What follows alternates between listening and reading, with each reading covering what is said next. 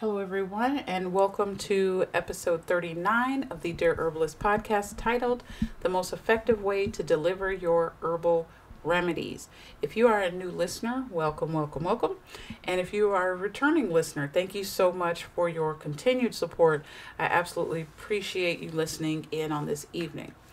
Now, let's get into our topic. Today we are going to go over different methods to administer your herbal formulation, the types of conditions best treated by each method, as well as the parts of the plants that are best used for each. So I will ask, if you are anywhere where you can sit down, listen, and write down what I'm saying, then please do so this evening, because tonight I'm going to give you some gems on how do you know how you should deliver your herbal formulations. Tonight I'm going to assume that you have formulated your herbs correctly. You have the right ratios and all of these things, percentages, all that. So I'm not going to come from that perspective tonight.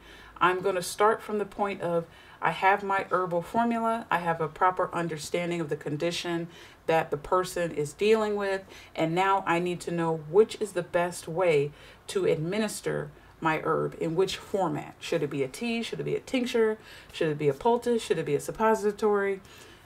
This is where we're at. So we're going to start from this point and work our way forward. Now, it is very important that you get this part right.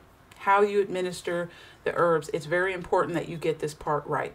Because let me give you some few pointers on what's going to happen if you don't get it correct. All right. Number one, your formulation will not be as effective as it should be. So because you didn't administer it in the correct format, let's say you decided to use a cold infusion for roots that may require a decoction, meaning boil them down, then this can cause a weak extract. Another thing is adverse reactions. Of course, it could exacerbate symptoms that somebody may have. Your formula could be toxic, because some herbs can be toxic if they're not prepared or even dosed correctly. Your formula could interact negatively with drugs. Let's say if somebody's on a pharmaceutical medication, your treatment's not effective, okay? Your formula could make symptoms worse. And then one of the other reasons, which is maybe not as serious as the others, but it's nonetheless a very serious issue, is that you could be inconvenienced and waste your resources. You can waste herbs, you can waste your time. And so you don't want to do that. You want to make sure that you have an understanding up front on how you actually want to administer the plants, okay, and your formulation to that person's specific issue or even your own. So that also requires an understanding of the condition. What is going on in the body? What is the body doing? And that will help you understand the best way to administer your herbal formulation. All right, so let's get into these different methods. Number one, teas. Teas are often called infusions, and they're best for getting delicate and easily evaporated oils and nutrients out of the plants without damaging them. So you can use leaves or flowers, these particular parts of the plants. Now, you can use teas for digestive issues, relaxation, mild infections. All right, and you can infuse the herbs in hot water for about 10 to 15 minutes. Next, decoctions. Decoctions are best for extracting medicinal properties from the tougher parts of the plant, like your roots, your barks, and your seed. And you can use decoctions to address chronic conditions and as well as immune system support. And all you're doing is simmering the herbs in water for about 20 to 45 minutes. So some common roots you can use for that are like your ginger roots, your licorice root, or even cinnamon bark. Next is tinctures. Tinctures are best for potent and long-lasting extracts. You can use a variety of the parts of the plant, such as the leaves, the roots, the flowers, or even the bark. And you can use tinctures to address acute conditions requiring a quick and strong dose. So when I say acute conditions, I mean conditions that are short-term conditions. So like your common colds and stuff like that. Chronic are more long-term issues. So when you hear the word chronic, think of long-term. When you hear acute, think of short and quick. So when it comes to your dose, just a quick tip. All right, when it comes to the dose, you want a stronger dose for a shorter period of time for acute issues. And when it comes to chronic issues, you want a smaller dose for a longer period of time. All right. Now, tinctures are made by soaking the herbs in an alcohol or a glycerin. But alcohol-based tinctures are more potent and have a longer shelf life. And most people use tinctures because they're easily absorbed as well as convenient to use. So you can just drop it in your bag and keep it going. You could drop a few drops in your water or your juice or something like that. It's very convenient. You don't have to worry about a lot of preparation, a lot of thought. Some tinctures are diluted to a point to where you can just put a few drops under your tongue. It hits the bloodstream. So they're very convenient. Okay? But you want to use them for acute conditions, like I said before, requiring that quick and strong dose because they are strong. Okay? Next is capsules and tablets. Now, you want to use capsules and tablets for precise dosing, meaning that you need the exact same dose every single time. So if most people, they take 1 pill 2 times a day, 2 pills 3 times a day, or whatever. But each time you need that exact dose. You can't have anything off. And usually capsules and tablets are more for chronic conditions that require consistent dosing, like your inflammation or hormonal imbalances, as they call them. And so you can use powdered forms of various parts of the plant, such as the leaves, the roots, and the seeds. The good thing about capsules and tablets is that they are easy to carry and consume. And like I said, the overall benefit is that you have that consistent dose every single time. You know you're getting the correct amount if you formulate it correctly. Another method of administration is topical application. So these are going to be your ointments, your salves, and your creams. And you can use a variety of parts of the plant to create the salves. So infused oils, you want to use your flowers, your leaves, and your roots to infuse in various oils. Okay? And you can use them to address skin conditions, muscle aches and pains, wounds, any type of infections. And they're good because you can put them directly on the affected area. All right? So that is good. And a lot of times people use in their salves, especially, they use beeswax and, other things to ensure absorption through the skin, as well as to nourish and repair the skin if there's damage that was caused by whatever issue happened. Okay. Next, essential oils. So essential oils are best for aromatherapy and topical applications as long as you dilute them. That is very important. I have had a person talk to me like, yeah, I just put it directly on my skin. Their skin got to aching and burning, and I felt really, really bad that they did that. I'm like, no, you don't want to do that. Any essential oil that you use, it needs to be, especially if you're going to put it on your skin, needs to be diluted. You can use a variety of parts of the plants, okay? Essential oils are made from leaves, flowers, roots, and the bark. And you can use them to address respiratory issues, stress, anxiety, skin conditions. All right? Now, keep in mind, like I said before, essential oils are highly concentrated extracts, and they require dilution. I have to say that again. You have to dilute them. All right?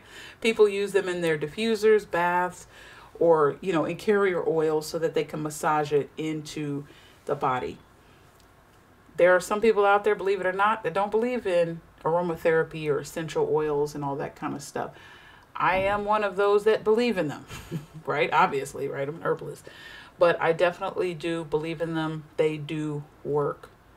And it's the how that they work that makes them amazing. And a lot of people don't understand the science behind how they work. They just think it's some hoodoo or, witchcraft or something crazy or people losing their mind. But there is a science behind aromatherapy and what happens when those aromas hit those certain parts of the body. Also, especially like your frankincense and myrrh and things like that, when they hit your skin, diluted, all right, there's a healing that happens with that. There's a repair of the skin and the cells that happens with that. All right. So don't be afraid of essential oils. If you are an herbalist, you're probably using them. But if you have clients, family members, whoever that are afraid of them, if you educate your family, friends, clients, whoever, on the benefits of essential oils, how they work, and even talk to them about the science. Put it in a language that they understand, but talk to them about the science behind aromatherapy or behind using essential oils. Another way you can administer your herbal formulations is through poultices and compresses. Now, these are best used for direct application to specific body parts, and they address issues such as inflammation, infections, muscle pain, and you can use either fresh or dried leaves as well as the roots. Poultices are made by applying mashed up herbs directly to the skin, while compresses involve soaking a cloth in herbal tea and then applying it to the skin. But both are effective for drawing out toxins as well as reducing inflammation. All right, let's move on to herbal baths. Now, herbal baths are best for whole body relaxation as well as skin conditions. And let me tell you something, do not sleep on herbal baths. I don't see enough of those out on the market. I see a lot of other herbal products for everything else, but people are not capitalizing on herbal baths. They are very important, especially if you have skin issues. My son had eczema really bad, so we lived by herbal baths to help him, especially because he at the time was so young. And so we were able to administer the herbs and the medicinal properties through the bath to help his skin condition, to relieve the itching, to help speed up wound healing, to help relax the nerves, to cool down the inflammation and the heat that resided in the body. So don't sleep on that, okay? But conditions, like I said before, skin conditions, muscle pains, stress, all you do is just put some herbs in your bath water, or you can put them in a tea bag and then put them in the bath water, or you can put them in a tea bag, put them in a pot, boil it, use that hot water that has the herbs infused in it and pour that in your bath. But whatever you do, it provides relaxation and relief through skin absorption, and you're inhaling it as well. So when you're using herbal baths, make sure that you're using it for those particular skin conditions if you're formulating herbal baths, okay? Another thing is syrups.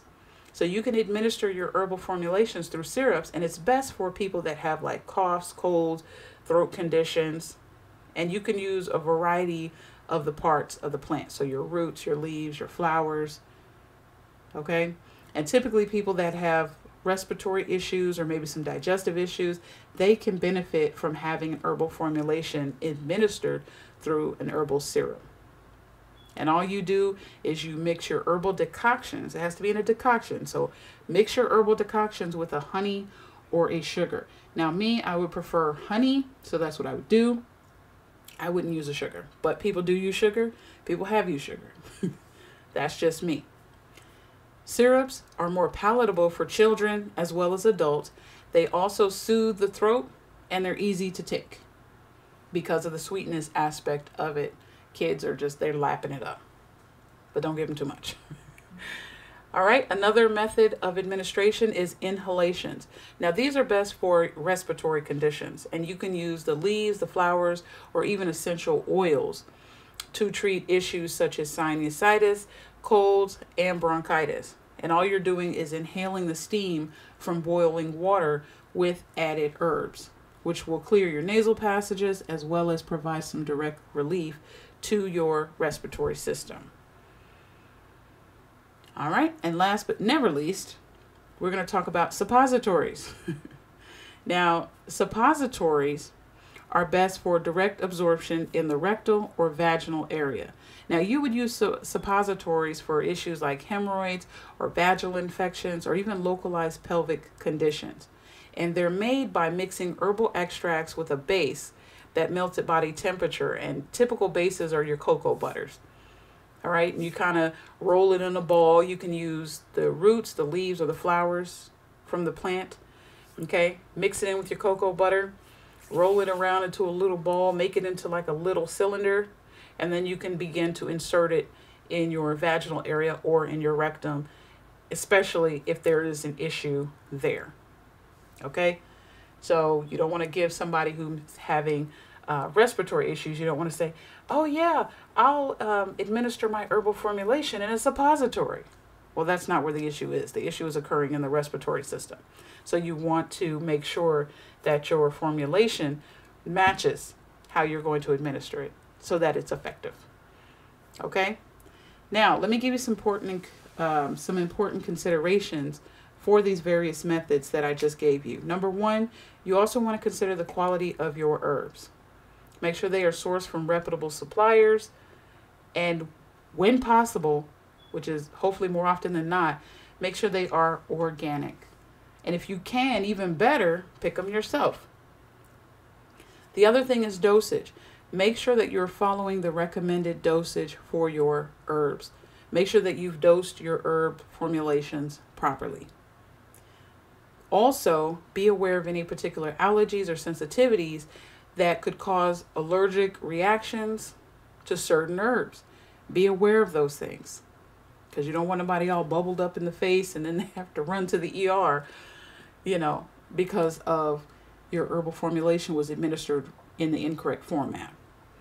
And then last but not least, proper storage. So make sure that you properly store your herbs so that they are effective and potent as long as possible. Make sure that you store them in a cool, dry place and out of the way of sunlight. All of these things are very important, and it's one of the pieces of the puzzle of how can I ensure that my herbal formulation works? How can I ensure that my clients will benefit from the remedies and that when they take them, they will work for them? This is that missing piece of the puzzle. How you administer your herbal formulations is just as important as what's in your herbal formulation. So keep that in mind.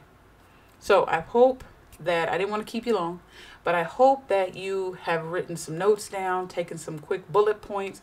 Go home, or if you're at home, chew on this, meditate on this, so that you can understand how to make sure that you are, once you have formulated your herbal remedies, you are giving it in the best format possible to address that specific condition, and thus helping everyone, even if it's for yourself. All right? And if you like what you heard, please like, share, subscribe if you're listening from YouTube. Follow me on all my social media platforms at The Demystified Herbalist. Have a great evening, and until next time, family, I'm out.